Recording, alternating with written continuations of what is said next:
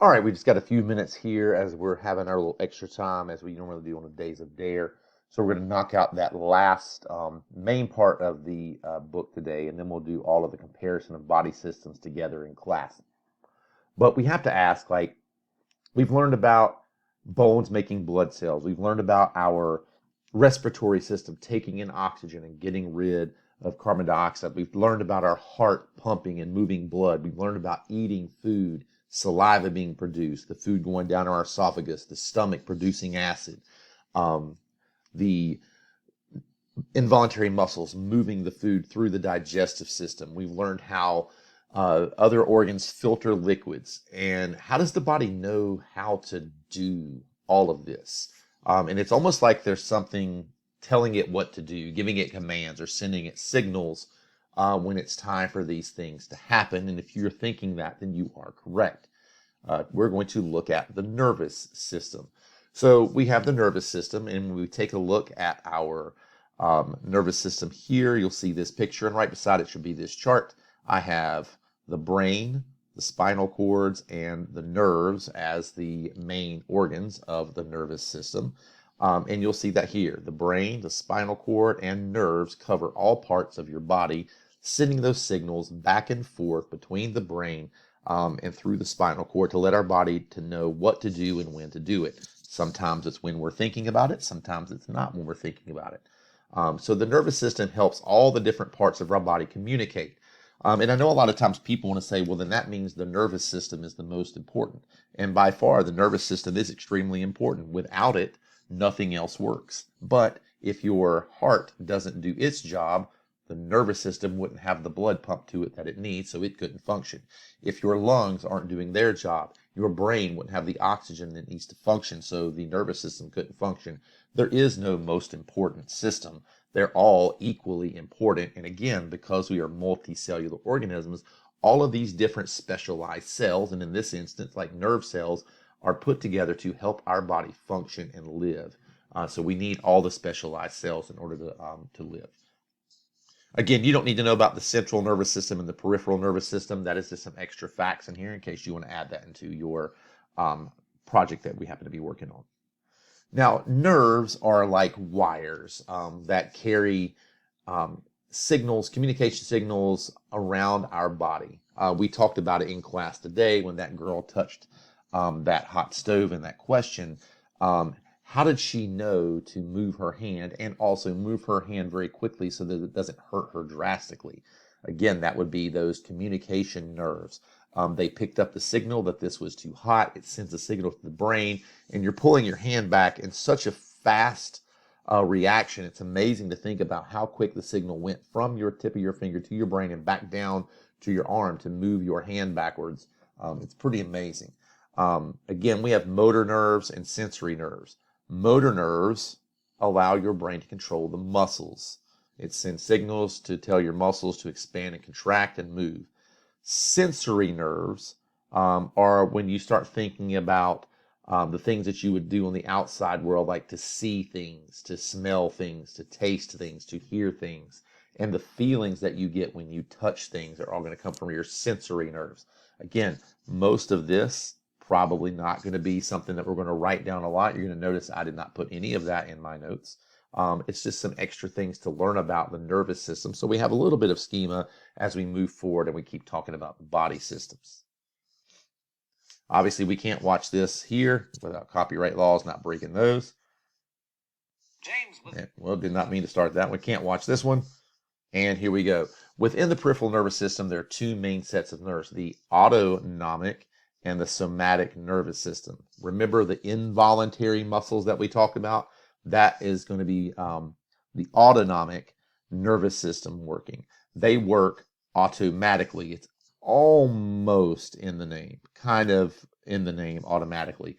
We don't have to think about this. The brain does that for us without taking up a lot of time and concentration away from us on our daily basis. Again, if we had to think about blinking, breathing, swallowing, heart beating, and digestion and the other things, like we would not have time to do anything else. We wouldn't be able to function. We'd spend all of our time working on that. And you guys know me, like I don't remember anything. Like I would forget to breathe or have my heartbeat, and that would be the end of it. So again, I'm very thankful for the autonomic nervous system.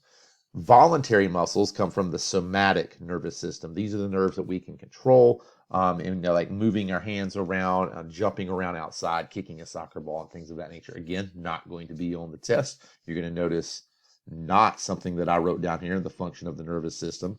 So it's not something we're going to spend a lot of time taking notes on as well. It's just some extra information that I think is kind of nice for us to know. And here's that blank screen at the back. I got to try to figure out what that is. So let's go take a look very quickly at our project booklet. And it says the main, well, I have this blocked off for some reason. I don't know, the main organs of the nervous system. Hold on a second, let me fix that.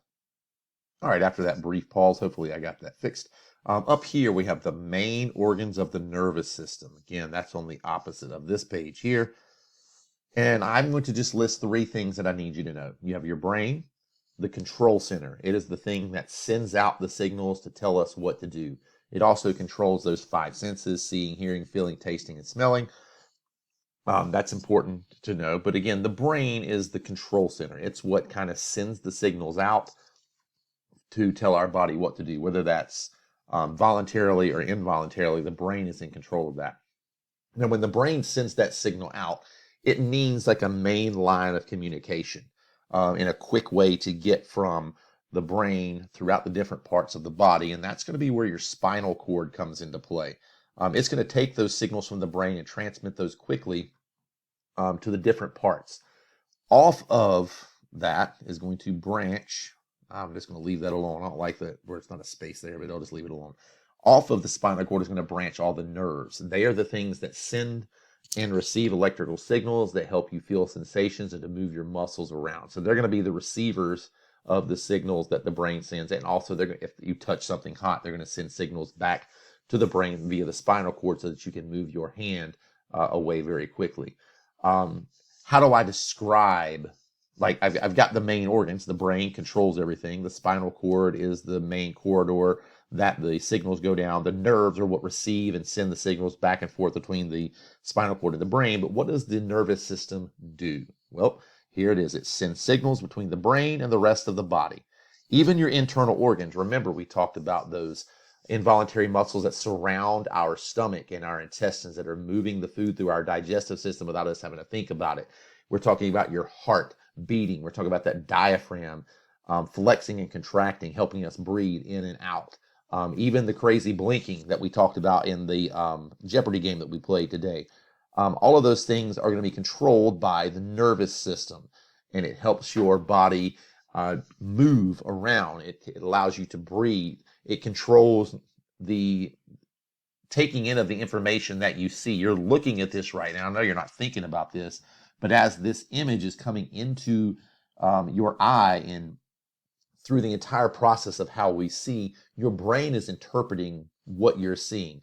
The sounds that you are hearing through your headphones are coming through your headphones, and as they vibrate the inside of your eardrum and other parts of your ear, your brain is able to translate those sounds into something that you actually understand. So the brain is an extremely complex, fascinating organ that I wish we could spend a little bit more time on. But again, what does the nervous system do? I mean, if I were you, obviously we're not going to copy this, but the brain controls all the different parts of the body. I mean, it controls the fact that the skeleton makes the red blood cells. It controls the fact that when your bladder gets full, you have to go to the bathroom. It controls the fact that when you're cold, your muscles shiver. It controls the fact that when you want to run quickly on the field to kick the soccer ball, you do that. It controls your heart beating for your circulatory system. It controls your diaphragm moving so that you can breathe in and out with the respiratory system. I would kind of go through and talk about all of those other systems that it's involved with. And I think that that's something that would be very important. Since I have a couple more minutes left, I don't want to go over 15, but I'm going to take as close as I can to that. I want to go to these last few pages and just kind of talk to you about what they should look like. And maybe you can go and get a jump start on these before we do them in class on Wednesday, which will free up more time for us on Wednesday to answer questions and review and get prepared for the test that's going to be at the end of the week. Again, I think this is fairly simple. You've got the skeletal system and the muscular system. If I wanted to, I mean, I could flip all the way back in my book and look at the skeletal system and the muscular system, and I'm going to be able to tell you how those systems work together. What do they do to work together? Obviously, it has nothing to do with digestion. It has nothing to do with moving air in and out of your body. This system and this system, they work together to do something very explicit. And we saw that question on the Jeopardy review today. Flipping past that, what does the skeletal system and the circulatory system, how do they have things in common? Does the skeletal system produce anything that the circulatory system needs? Does the skeletal system provide any type of need for the circulatory system that we're looking at there? How do these systems work together is all it's asking. When we look here, the muscular system and the digestive system, I start thinking about those involuntary muscles. How do those muscles and the digestive system work together to help keep us alive? So I know that these pages seemed difficult on the surface, but now that we've talked about all the systems, I don't think they're nearly as tough as you made them out to be. What about your nervous system and your digestive system? How do those two things pair up together? Again, I think knowing that the nervous system controls a lot of the different functions, and we know what happens within the digestive system starting from here all the way down, I think we can probably figure out how they work together. How does the respiratory system and the muscular system work together? A hint is this little muscle right under the lungs there might help you out a whole bunch there. And then something that the respiratory system really does help out the muscular system. Respiratory system and cardiovascular system, do they do anything together to help keep me alive? I think if you take what this system does and you pair it with what this system does, you should be able to work out how they work together to keep us alive.